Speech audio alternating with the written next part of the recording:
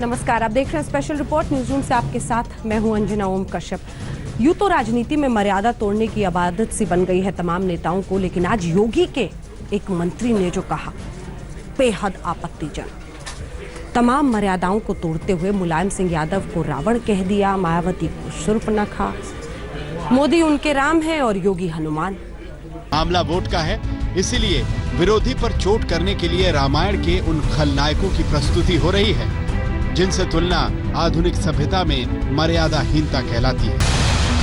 उत्तर प्रदेश के मुख्यमंत्री योगी आदित्यनाथ की मौजूदगी में उनके नागरिक उड्डयन मंत्री नंद गोपाल गुप्ता नंदी ऐसे उड़ने लगे जहां न भाषा की मर्यादा बची न राजनीति की लाज।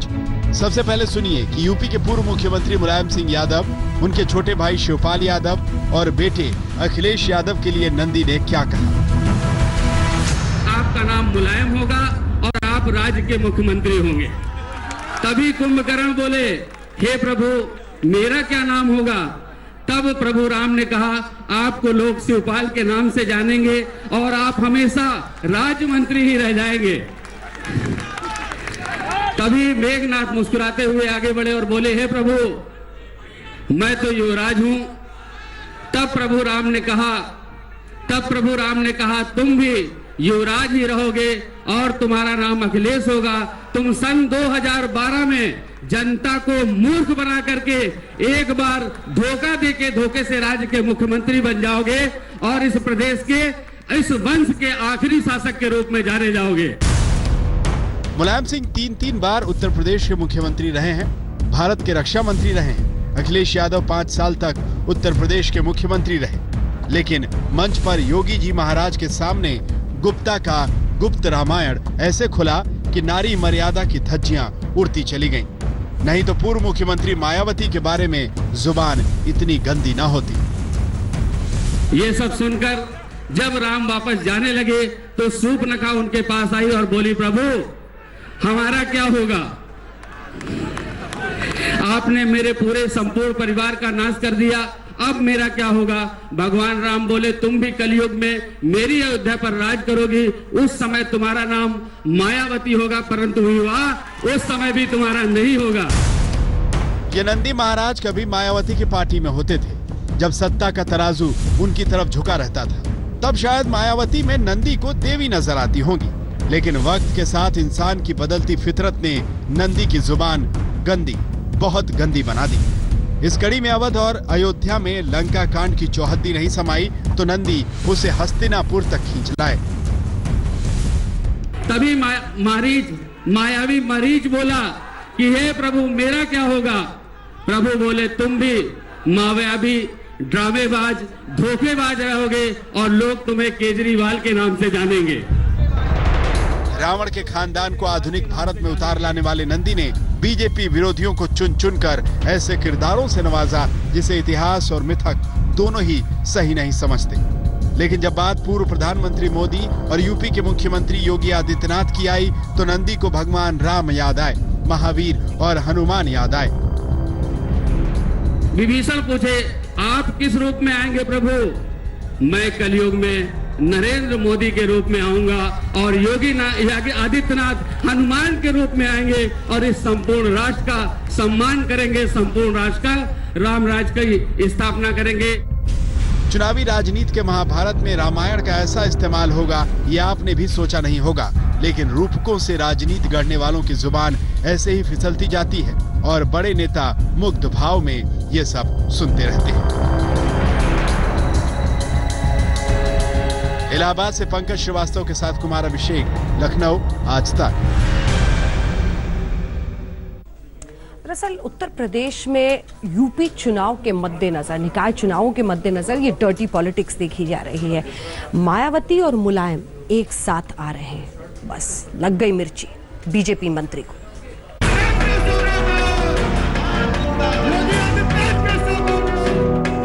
उस समय तुम्हारा नाम मायावती होगा, परंतु विवाह उस समय भी तुम्हारा नहीं होगा। इंसान कितना बदल जाता है। योगी आदित्यनाथ के मंत्री नंद गोपाल गुप्ता नंदी इसकी लाजवाब मिसाल है।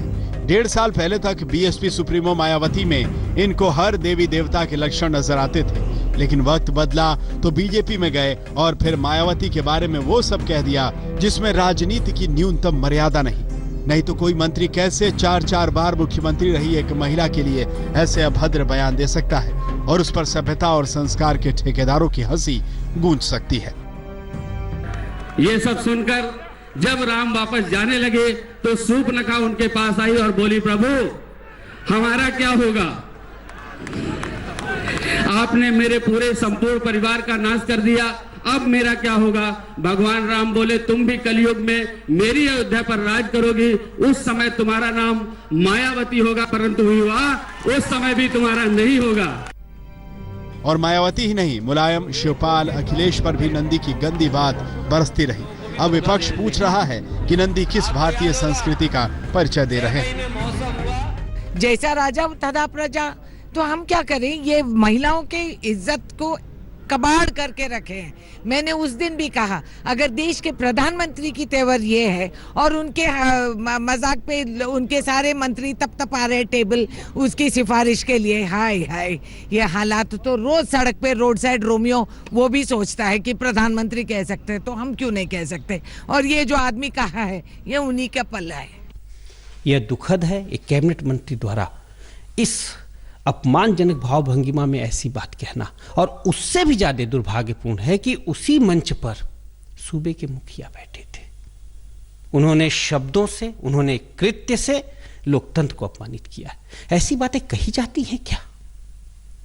नेताजी की तुलना रावण से करना, एक राष्ट्रीय अध्यक्ष महिला को इस तरीके से अपमानित करना, मुझे तो लगता है कि भारतीय जनता पार्टी ऐसे लोगों को पाल रही है और इनके द्वारा ऐसे फतवे जारी करवा रही है जिससे लोगों का अपमान हो। न वो कुंभकर्ण को जानते हैं, न वो शिवपाल जी को जानते हैं।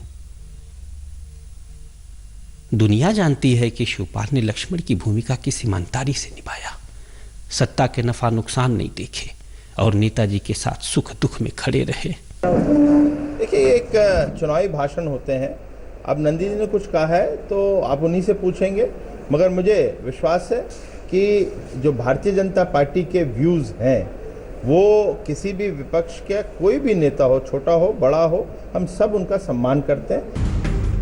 1993 में मुलायम की समाजवादी पार्टी और काशीराम मायावती की बीएसपी ने बीजेपी की राम लहर को रोकने के लिए हाथ मिलाया, लेकिन 2 साल में ही दोनों नदी के ऐसे 2 किनारे हो गए जिनका मिलना असंभव लगने लगा। लेकिन राजनीति तो हर असंभव को साधने की कला का नाम है। गोरखपुर और फूलपुर के उपचुनाव के बहाने एसपी और बीएसपी हाथ मिलाते नजर आ रहे हैं। हमारी पार्टी के लोग मेरे पूर्व में दिए गए दिशा निर्देशों के मुताबिक ही चलकर अब इन दोनों सीटों पर खासकर बीजेपी के उम्मीदवारों को हराने के लिए यहाँ सभी विरोधी पार्टियों में से जो मजबूत उम्मीदवार हैं तो उन्हें ही अपना वोट देने वाले हैं। गोरखपुर की सीट मुख्यमंत्री योगी आदित्यनाथ की है तो फूलपुर की सीट उप मुख्यमंत्री केशव प्रसाद मौर्य की।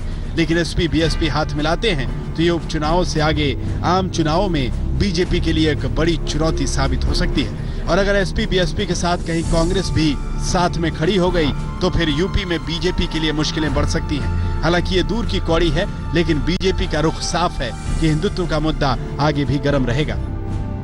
होली का पर्व साल में एक बार आता है। होली का पर्व मनाया जाए, कैसे मनाया जाए? लोग कहते थे, लोगों ने कहा साहब जुमा भी है उस दिन। हमने कहा जुमा भी पड़ेगा, होली भी होगा। जब वीडियो कॉन्फ्रेंसिंग होने लग गई, मैंने पूछा भी क्या तैयारी है?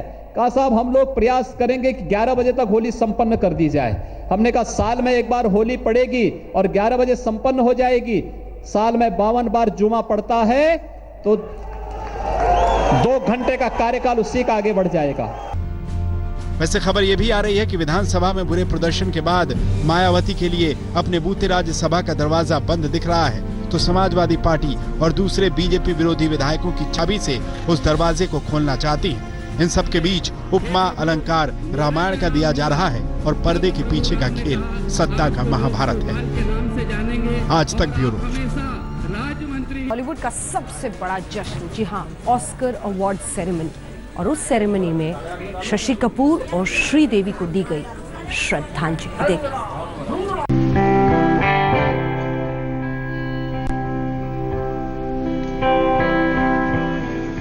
हिंदी सिनेमा की देवी दुनिया से अलविदा कह गई। अब श्रीदेवी यादों में बसी है।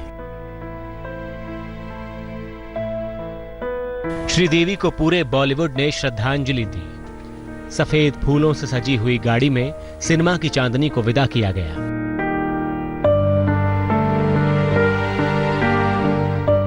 और अब हॉलीवुड भी श्रीदेवी को श्रद्धांजलि दे रहा है। बॉलीवुड की इस बेहतरीन अदाकारा को याद कर रहा है। 90वें एकेडमी पुरस्कार समारोह के दौरान श्रीदेवी को श्रद्धांजलि दी गई। 2018 के ऑस्कर समारोह के स्मृति खंड में श्रीदेवी और शशि कपूर को याद किया गया। आज तक ब्यूरो। इसके साथ स्पेशल रिपोर्ट में न्यूज रूम से इतना ही, लेकिन तमाम खबरों के लिए आप हमारे ऐप को डाउनलोड करें और आजतक.in पर जरूर विस्तार से पढ़ें। देश दुनिया की बाकी खबरों के लिए आप देखते रहिए आज तक।